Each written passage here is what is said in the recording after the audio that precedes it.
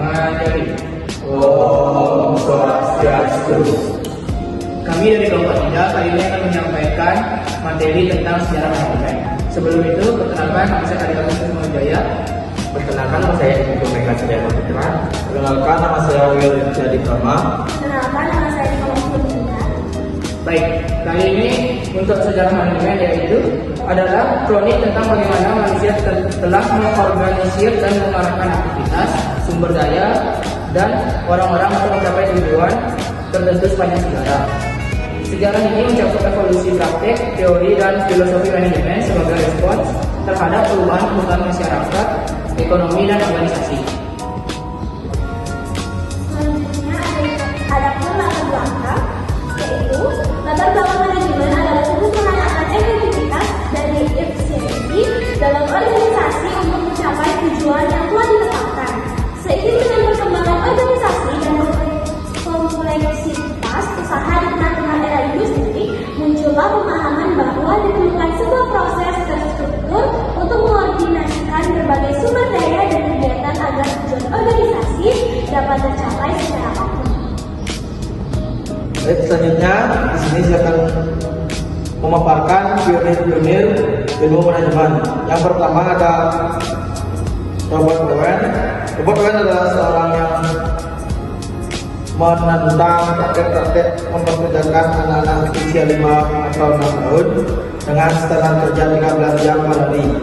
Tersentuh dengan kondisi kerja yang amat menyedihkan itu, beliau mengajukan adanya perbaikan terhadap kondisi kerja ini.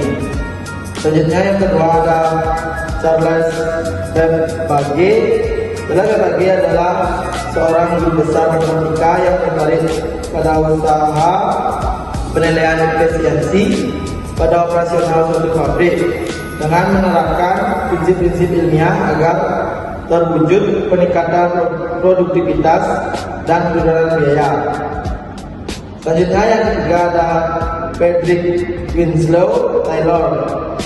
Frederick Winslow Taylor memperkenalkan teori scientific manajemen, teori manajemen yang menganalisis dan mensintesis alur kerja dengan tujuan meningkatkan produktivitas tenaga kerja. Selanjutnya yang keempat ada Henry Lawrence Gien. Sumbangan Henry Lawrence Gien yang terkenal adalah sistem bonus harian dan bonus ekstra untuk orang honor. Selanjutnya yang kelima ada Frank Bambang Gilbrand dan Leland Gilbrand. Suami istri ini selain mempelajari masalah gerak dan kelelahan juga tertarik dengan usaha memandu pekerja memberikan fungsi secara penuh sebagai makhluk manusia. Selanjutnya yang keenam ada Harrington Emerson. Prinsip pokoknya adalah tentang tujuan di mana dari hasil penelitiannya menunjukkan kebenaran prinsip, yaitu bahwa orang akan lebih berhasil bila mengetahui tujuan penggunaannya. Selanjutnya akan dijelaskan oleh teman saya. Selanjutnya ada Henry Fayol. Henry Fayol mengarang buku General and Industrial Management pada tahun 1916. Dengan seputar manajemen klasik yang sangat memperhatikan produktivitas pabrik dan pekerja. Di samping memperhatikan manajemen bagi suatu organisasi yang kompleks, sehingga beliau menampilkan satu metode ajaran manajemen yang lebih utuh dalam bentuk cetak buku. Fayol berkeyakinan keberhasilan para manajer tidak hanya ditentukan oleh buku pribadinya, tetapi karena adanya penggunaan metode manajemen yang tepat, kembangan terbesar dari Fayol berupa pandangannya tentang manajemen yang bukanlah semata kecerdasan pribadi, tetapi lebih merupakan satu keterampilan yang dapat diajarkan dari dipahami prinsip-prinsip pokok dan teori umumnya yang telah dirumuskan.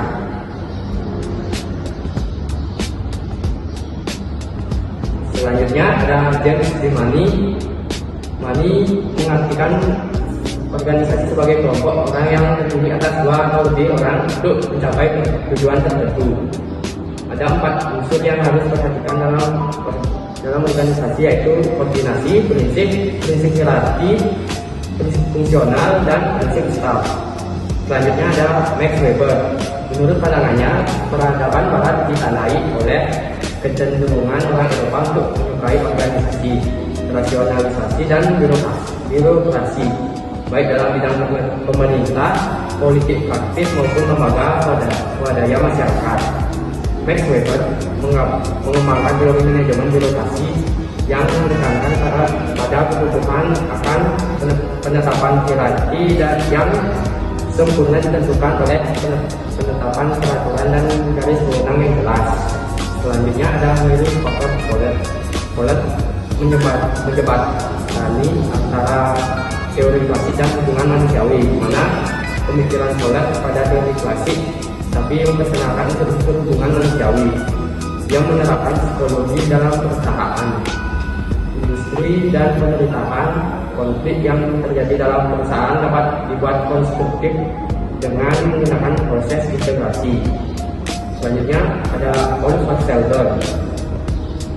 Filsafat manajemen yang pertama kali ditulis dalam bukunya pada tahun 1953 yang menekankan tentang adanya tanggung jawab sosial dalam dunia usaha, sehingga etika